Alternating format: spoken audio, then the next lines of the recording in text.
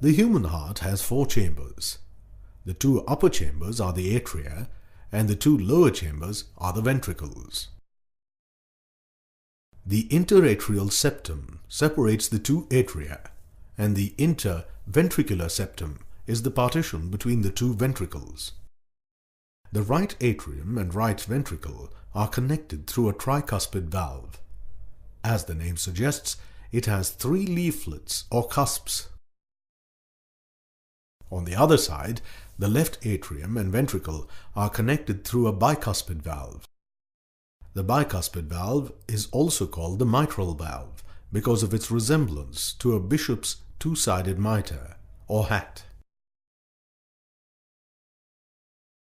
The leaflets of these atrioventricular valves are connected to fibrous tissue called the chordae tendineae, which in turn are attached to papillary muscles. Contraction and relaxation of these muscles make the valves open and close. There are also valves at the opening of the pulmonary trunk and the aorta. These are called the pulmonary valve and the aortic valve, respectively. Because of their crescent moon shape, these 2 valves are also called semilunar valves. The characteristic double-up sound of the heartbeat is produced during the closing of the heart valves.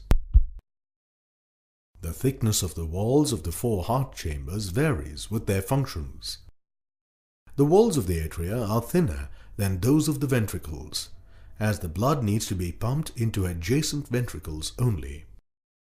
The left ventricle pumps blood a greater distance at higher pressure. Therefore, the wall of the left ventricle is thicker than that of the right ventricle. The sinoatrial node, atrioventricular node, bundle of HIS and Purkinje fibers represent the specialized cardiac tissue.